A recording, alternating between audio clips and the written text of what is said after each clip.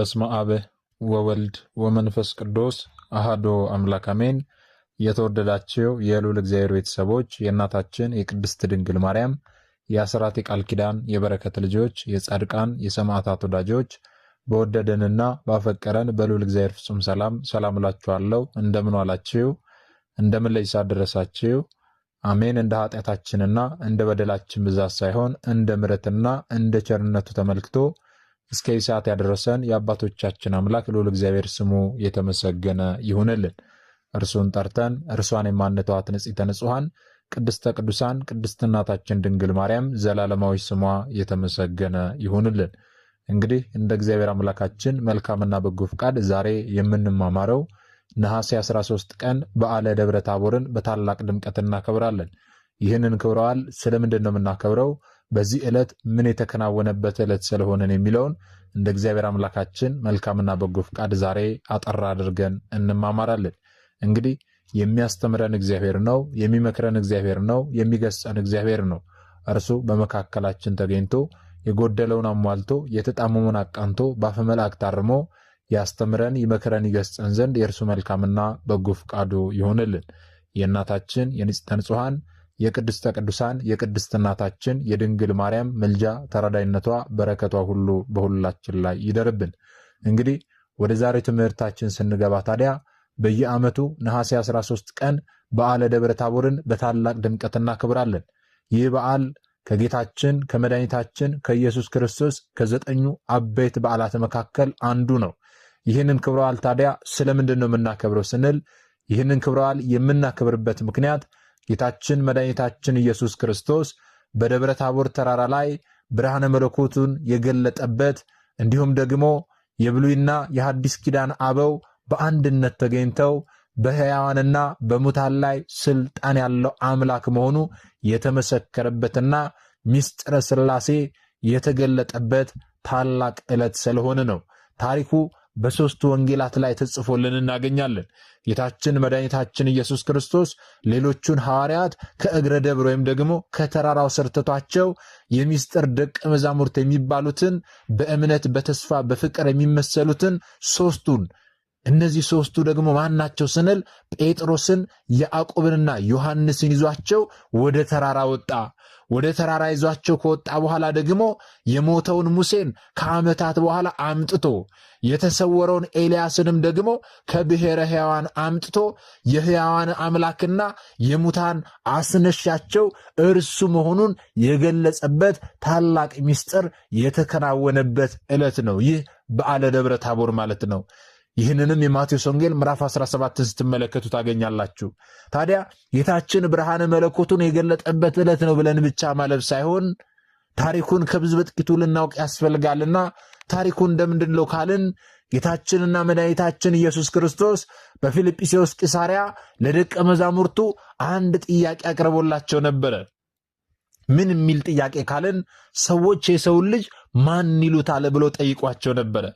እነርሱም ታዲያ ይህንን ጥያቄ ሲመልሱለት አንዳንዶች ከእናቱ ማኅፀን ጀምሮ ቅዱስ ነውና ኤርምያስ ነው ይሉሃል፣ አንዳንዶች ደግሞ ድንቅ የሆነ ልደትህንና የምታጠምቀውን አዲስ ጥምቀት አይተው መጥምቁ ዮሐንስ ነው ይሉሃል፣ ሌሎች ደግሞ ለአባቶች ቤት ያለህን ቅናት አይተው ኤልያስ ነው ይሉሃል እያሉ መልሰውለት ነበረ። በዚህ ጊዜ ታዲያ ጌታችን እንዲህ አላቸው፣ እናንተስ እኔን ማን ትሉኛላችሁ ብሎ ጠየቃቸው። ይህንን ጥያቄ ሲጠይቃቸው ከመካከላቸው ሊቀ ሐዋርያት ቅዱስ ጴጥሮስ ተነስቶ አንተ ክርስቶስ የሕያው እግዚአብሔር ልጅ ነህ ብሎ ትክክለኛውን ምላሽ መለሰ።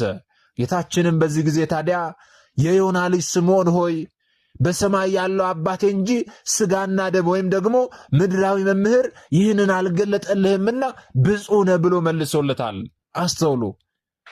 ይህ በሆነ በሰባተኛው ቀን ታዲያ ይህንን ጥያቄ ጠይቃቸው እነርሱ በመለሱለት በሰባተኛው ቀን ሦስቱን ደቀ መዛሙርት ጴጥሮስን ዮሐንስንና ያዕቆብን ይዟቸው ወደ ተራራ ወጣ። ወደ ተራራ ይዟቸው ከወጣ በኋላ ክርስቶስ ባይሞት እንዴት ያለ ክብር እንደሚቀርባቸው ያሳያቸው ዘንድ ምስክርም እንዲሆኑ እነዚህን ሦስቱን ደቀ መዛሙርት ይዟቸው ወጣ። ይዟቸው ከወጣ በኋላ በፊታቸው ተለወጠ። ፊቱም እንደ ፀሐይ በራ፣ ልብሱም እንደ ብርሃን ነጭ ሆነ። እነሆ ሙሴና ኤልያስ ከእርሱ ጋር ሲነጋገሩ ታዩአቸው። በዚህ ጊዜ ሊቀ ሐዋርያት ቅዱስ ጴጥሮስ እንዲህ አለ፣ ጌታ ሆይ አለ፣ በዚህ መሆን ለእኛ መልካም ነው። ብትወድስ በዚህ 3 ዳስ እንስራ፣ አንዱን ላንተ፣ አንዱን ለሙሴ፣ አንዱን ለኤልያስ እንስራ እያለ መናገር ጀመረ። ይህንን በሚናገርበት ጊዜ ሊቀ ሐዋርያት ቅዱስ ጴጥሮስ ገና መናገር በሚጀምርበት ጊዜ እነሆ ብሩህ ደመና ጋረዳቸው። ከደመናውም ታዲያ በእርሱ ደስ የሚለኝ የምወደው ልጄ ይህ ነው፣ እርሱን ስሙት የሚል ድምፅ መጣ። በዚህ ጊዜ ደቀ መዛሙርቱ እጅጉኑ ፈርተው ደንግጠው ወደቁ፣ እጅጉኑ ፈሩ። ጌታችንም ታዲያ ወደ እነርሱ ቀርቦ ዳሰሳቸውና አትፍሩ፣ ተነሱ አላቸው። በዚህ ዕለት ታዲያ ሕፃናት ልጆቻችን ጅራፍ ገምደው ያስጮሃሉ። ጅራፍ ገምደው ማስጮኋቸው የምን ምሳሌ ነው? ምን ሲያስተምሩን ነው ካልን፣ አዎ ጅራፍ ሲጮህ እንደሚያስደነግጥ ሁሉ ከጌታ ጋር የነበሩ 3ቱ ደቀ መዛሙርትም አብ በደመና ሆኖ ሲናገር መደንገጣቸውንና ደንግጠው ደግሞ መውደቃቸውን ሲያስታውሰን ነው ማለት ነው። ስለዚህ የጅራፉን ድምፅ ስንሰማ ደቀ መዛሙርቱ አብ በደመና ሆኖ የምወደው ልጄ ይህ ነው፣ እርሱን ስሙት ብሎ በሚናገርበት ጊዜ ፈርተው መደንገጣቸውን እናስታውሳለን ማለት ነው። ልብ በሉ ታዲያ ይቺ ታቦር ተራራ ከገሊላ ባህር በምዕራባዊ በኩል 10 ኪሎ ሜትር ርቀት ላይ ከናዝሬት ከተማ በስተ ምስራቅ ከዮርዳኖስ ወንዝ ደግሞ በስተ ምዕራብ አቅጣጫ የምትገኝ ታላቅ ተራራ ናት። ደብረ ታቦር ማለት ደብር ማለት ተራራ ማለት ነው። ታቦር ማለት ደግሞ የተራራው ስም ነው። ታዲያ ጌታችን መድኃኒታችን ኢየሱስ ክርስቶስ ብዙ ተራሮች ሳሉ በዚህ ተራራ ላይ ለምን ብርሃነ መለኮቱን መግለጽ ፈለገ? ይህንን ተራራ ለምን መረጠ ስንል በሁለት ምክንያቶች ነው። የመጀመሪያው ትንቢቱን ለመፈጸም ነው። ሁለተኛው ደግሞ ምሳሌውን ለመፈጸም ነው። ይህንን ስንል የትኛውን ትንቢት ለመፈጸም ስንል አስቀድሞ የጌትነት ክብሩ በዚያ ተራራ ላይ እንደሚገለጽ መዝሙረኛው ልበ አምላክ ቅዱስ ዳዊት በመዝሙር 88 ቁጥር 12 ላይ ተናግሮ ነበረ። ምን ብሎ ተናገረ ስንል ታቦር ወአርሞኔም በስመ ዚአከ ይትፌስሑ ብሎ ወይም ደግሞ ታቦርና አርሞኔም በስሙ ይደሰታሉ ብሎ አስቀድሞ ተናግሮ ነበረ። በዚያ ጌታችን በተራራው ላይ ብርሃኑን ሲገልጽ የብርሃኑ ነጸብራቅ እስከ አርሞኔም ተራራ ድረስ እንደሚታይ አስቀድሞ ተናግሮ ነበርና የተናገረውን ትንቢት ለመፈጸም ጌታችን መድኃኒታችን ኢየሱስ ክርስቶስ ብርሃነ መለኮቱን በታቦር ተራራ ላይ ገልጿል ማለት ነው። ልብ በሉ። ምሳሌውን ለመፈጸም ስንል ደግሞ እንዴት ነው ካልን በመጽሐፍ ቅዱስ ላይ በተለይም ደግሞ በመሳፍንት 4 እና 5 ላይ እንደተጻፈልን አስቀድሞ በብሉይ ኪዳን የእስራኤል ጠላት የነበረው ሲሰራን መስፍኑ ባርቅ በተራራው ላይ ድል ነስቶበት ነቢይቱ ዲቦራ በተራራው ላይ በደስታ እግዚአብሔር አምላክን አመስግናለች፣ ዘምራበታለች። በዚህ ተራራ ላይ ማለት ነው። በተመሳሳይ መልኩ ታዲያ የእስራኤል ዘነብስ ወይም ደግሞ የክርስቲያኖች ጠላት የሆነውን ዲያብሎስን የሁላችን ፈጣሪ ኢየሱስ ክርስቶስ በተራራው ላይ አምላክነቱን ገልጦ ድል ስለነሳው ነቢያት፣ ሐዋርያት፣ ምዕመናን የሚያመሰግኑት ስለሆነ ለምሳሌነቱ ተስማሚነት ያለው የታቦርን ተራራ መርጧል ማለት ነው። ስለዚህ በእነዚህ በሁለት ምክንያቶች የታቦር ተራራ ተመርጧል። ታዲያ ጌታችን ለምን 3ቱን ደቀ መዛሙርት ብቻ ይዟቸው ወጣ? ሌሎቹን ደቀ መዛሙርት ለምን ከእግረ ደብር ስር ትቷቸው ወጣ ስንል የመጀመሪያው ምክንያት ጌታ እሞታለሁ እሰቀላለሁ ባለው ጊዜ ጴጥሮስ አንተ ልትሞት አይገባህም፣ ይህ ለአንተ አይገባም ብሎ ጌታችንን ተቃውሞት ነበርና በአብ ቃል እርሱ ያላችሁን ስሙት፣ ይህ ለአንተ አይገባም፣ አትበሉት፣ አትቃውሙት ለማለት 3ቱን ደቀ መዛሙርት ይዟቸው ወጣ።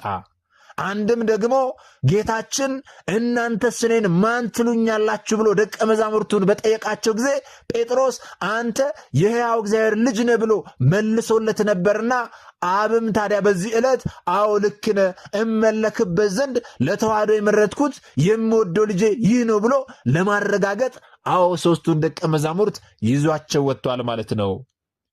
ታዲያ ለምንድን ነው ሌሎቹን ደቀ መዛሙርት ከእግረ ደብር ወይም ደግሞ ከተራራው ስር ትቷቸው የወጣው ካልን በይሁዳ ምክንያት ነው።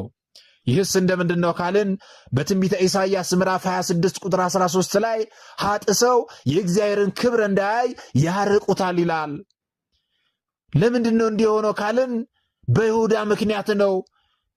እርሱን ጥሎ 11ዱን ወደ ተራራ ይዟቸው ቢወጣ ከምስጢር ቢለየኝ በሞቱ ገባሁበት እንዳይል ነው። ወይም ደግሞ ምስጢረ መለኮቱን ሲገልጥ ለሌሎቹ ደቀ መዛሙርት ገልጦ ለእኔ ስላልገለጠልኝ ነው እኔ አሳልፌ እንዲሞት የሰጠሁት ብሎ ይህንን ምክንያት እንዳያደርግ በይሁዳ ምክንያት 3ቱን ደቀ መዛሙርት ብቻ ይዞ ወጥቶ ሌሎቹን ከይሁዳ ጋር ከእግረ ደብር ወይም ደግሞ ከተራራው ስር ትቷቸው ወጥቷል ማለት ነው።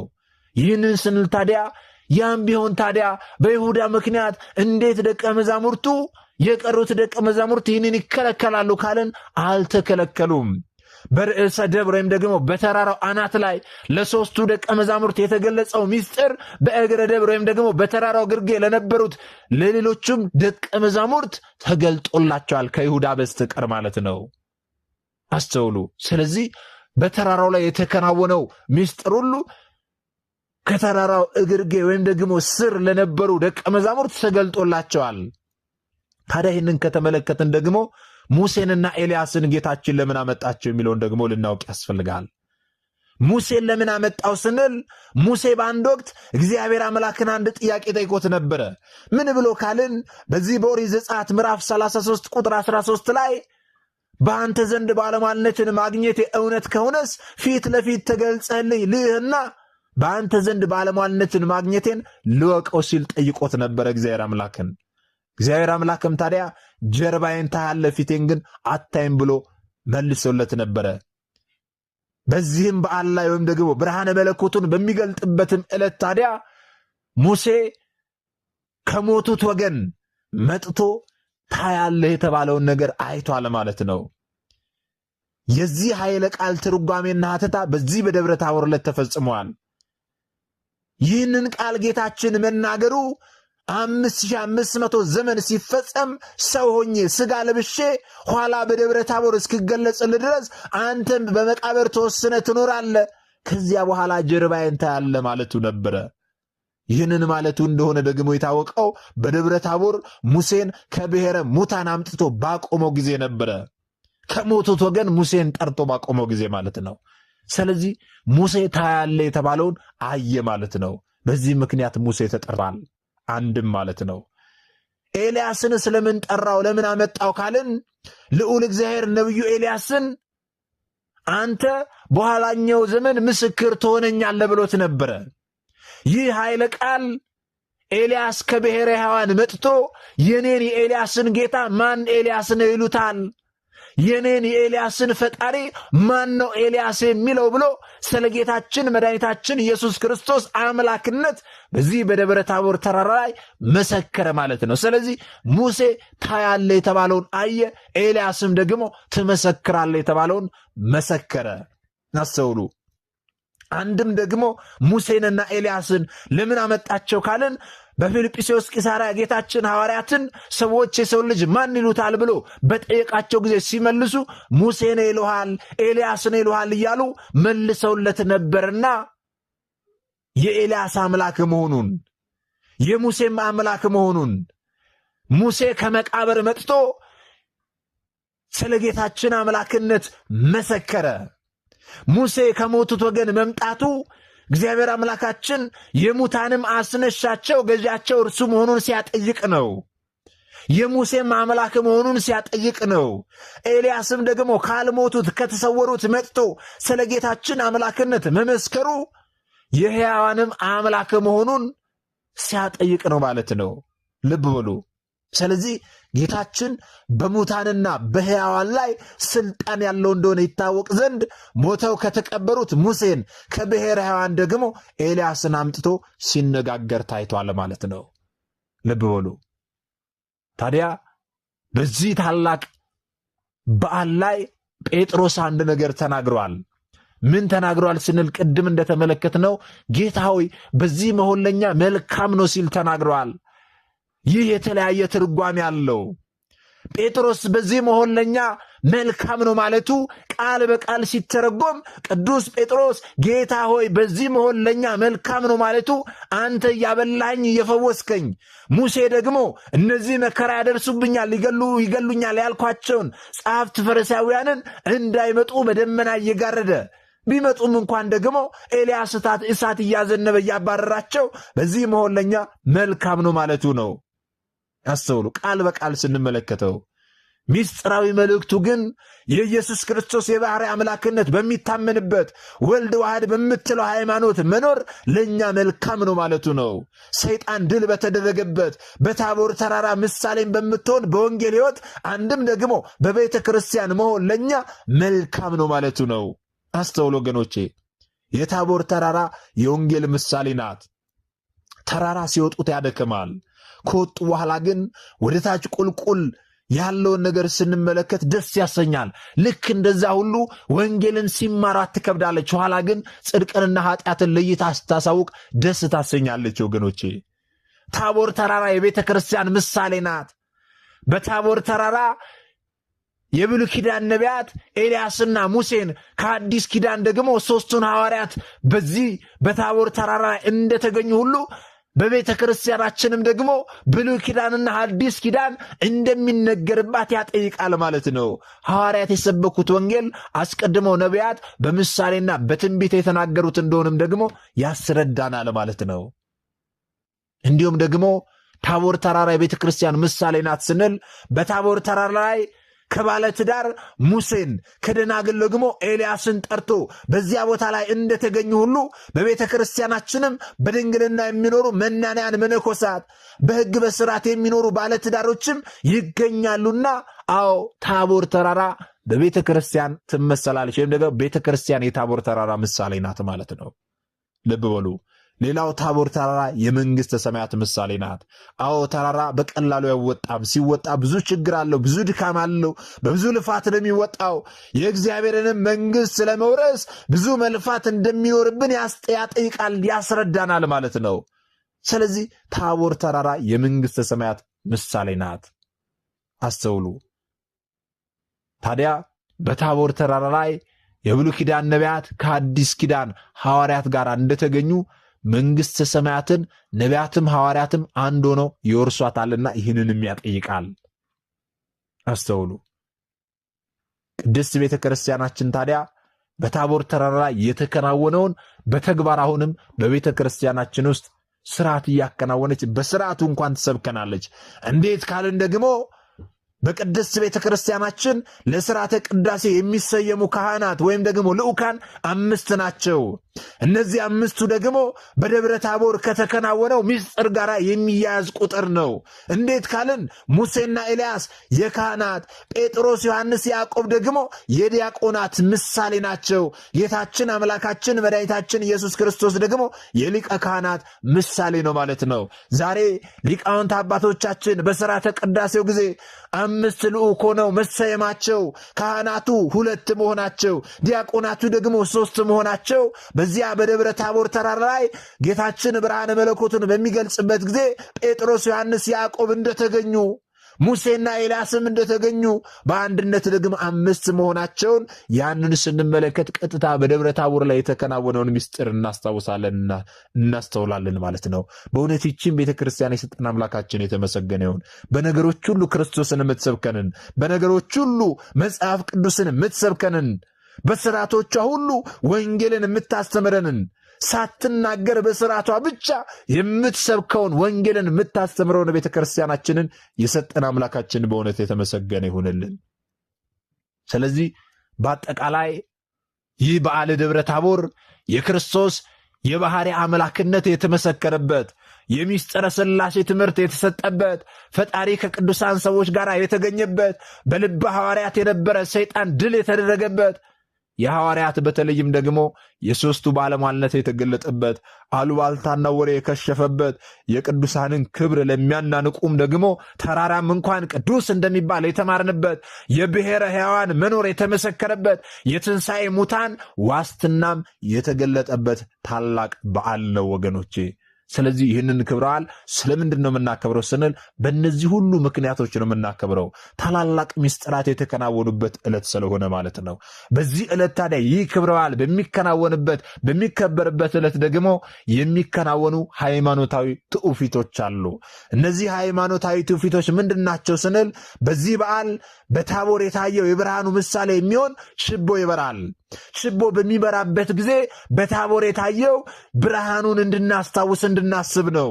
ሌላኛው ደግሞ በዚህ በዓል ሰሞን በገጠር ያሉ ከተራራ ላይ የወጡና ሕፃናት ጅራፍ እየገመዱ ያጩሃሉ። ያም ደግሞ ጌታ በተራራ ላይ ብርሃኑን በገለጸ ጊዜ አብ በደመና ሆኖ እርሱ ደስ የሚለኝ የምወደው ልጄ ይህ ነው እርሱን ስሙት ባለ ጊዜ ሐዋርያት በድምፁ ደንግጠው መውደቃቸውን ሲያመላክተን ነው።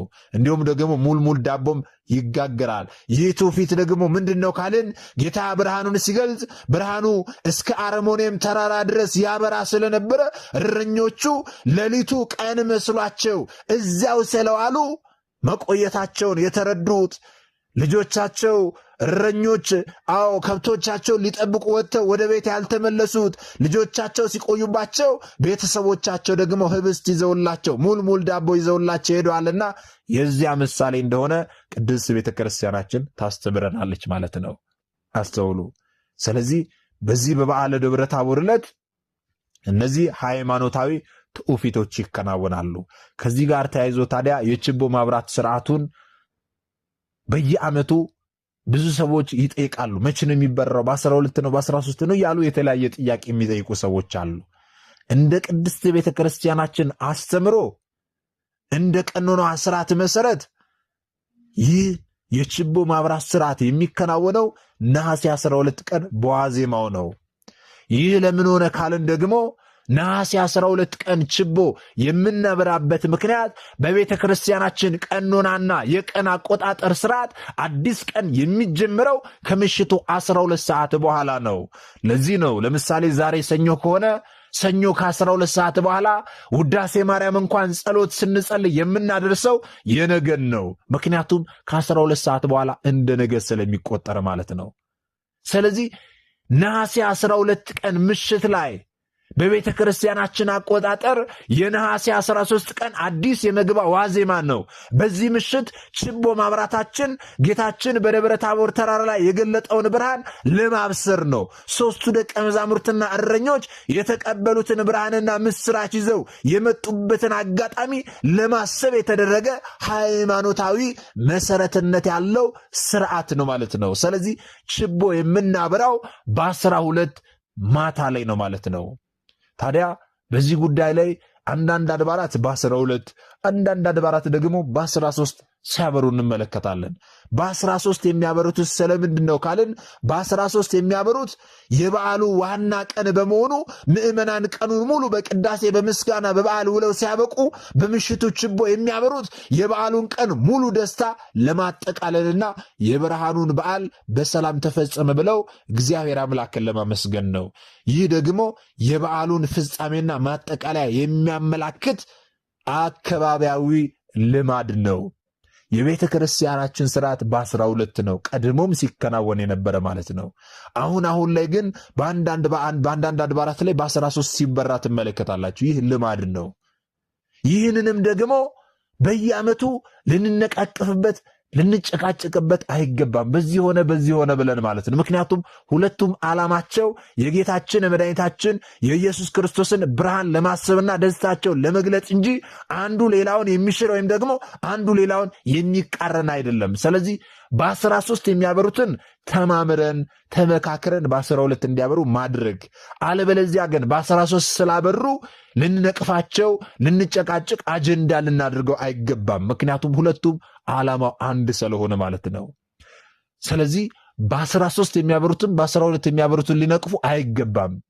ተማምረን ተመካክረን በ12 እንደ ጥንቱ እንደ ቅድስት ቤተክርስቲያናችን ቀኖናዊ ስርዓት መሰረት በ12 ልናከብር ይገባል ማለት ነው። ስለዚህ በየዓመቱ ይህ ክብረ በዓል ሲከበር ይህንን የቀን የ12ና የ13ን አጀንዳ አድርገን እየተጨቃጨቅን ጊዜያችንን አናባክን። ከቻልን እንማማርና በ12 እናድርገው።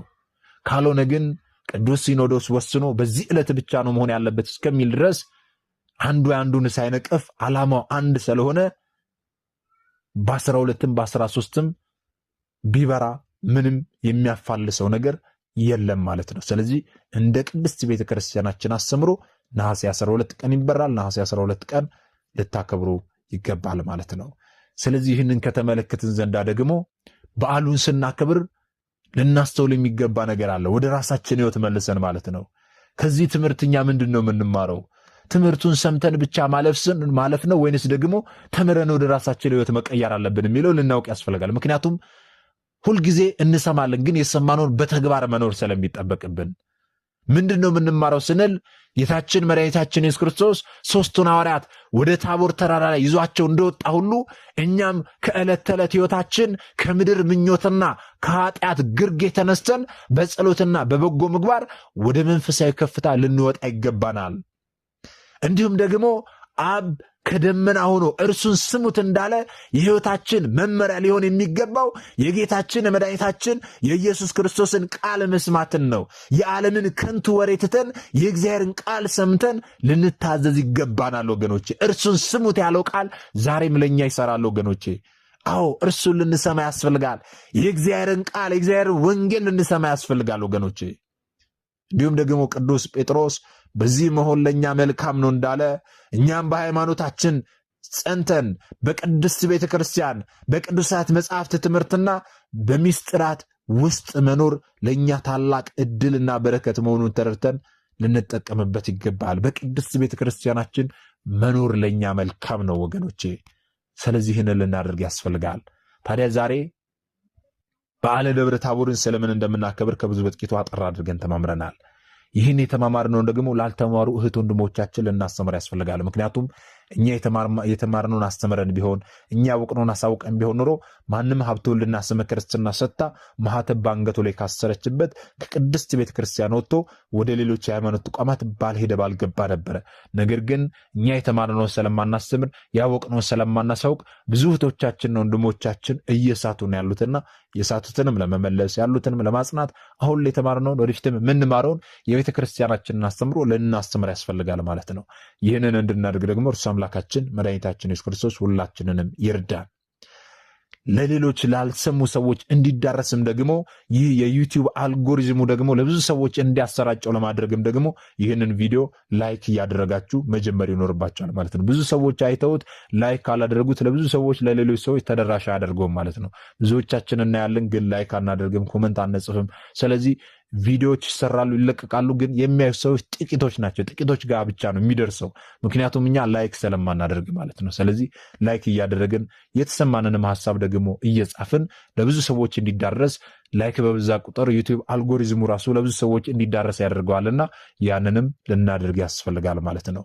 ታዲያ መርሃ ግብራችንን ከመጨረሳችን አስቀድሞ አንድ መልእክት ወደ እናንተ አስተላልፋለሁ። ይህ መልእክት ምንድን ነው ካላችሁኝ ዘንዳ እንደሚታወቀው በዚህ መንፈሳዊ ቻናል ላይ በዓመት 3 ታላላቅ የበረከት ስራዎች ይሰራሉ። እነዚህ 3 ታላላቅ የበረከት ስራዎች የማቴዎስ ወንጌል ምዕራፍ 25 ላይ የተጠቀሱ ጌታችን መድኃኒታችን ኢየሱስ ክርስቶስ ለፍርድ በሚመጣበት ጊዜ እኛን የሚጠይቀንን ጥያቄዎች ለመመለስ የተዘጋጁ ናቸው።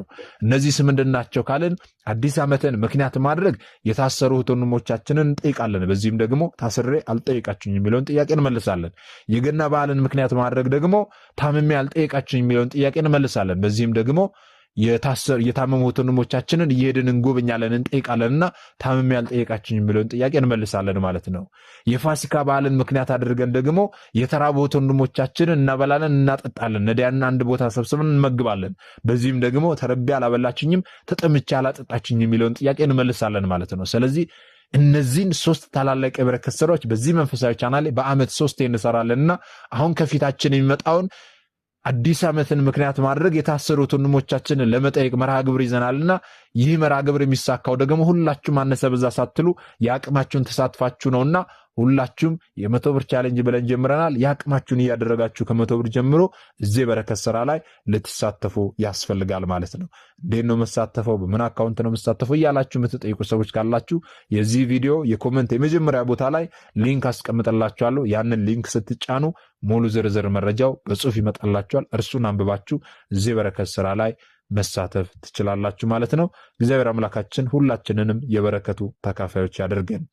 ወስብሐት ለእግዚአብሔር ወለወላዲቱ ድንግል ወለመስቀሉ ክቡር። ይቆየን።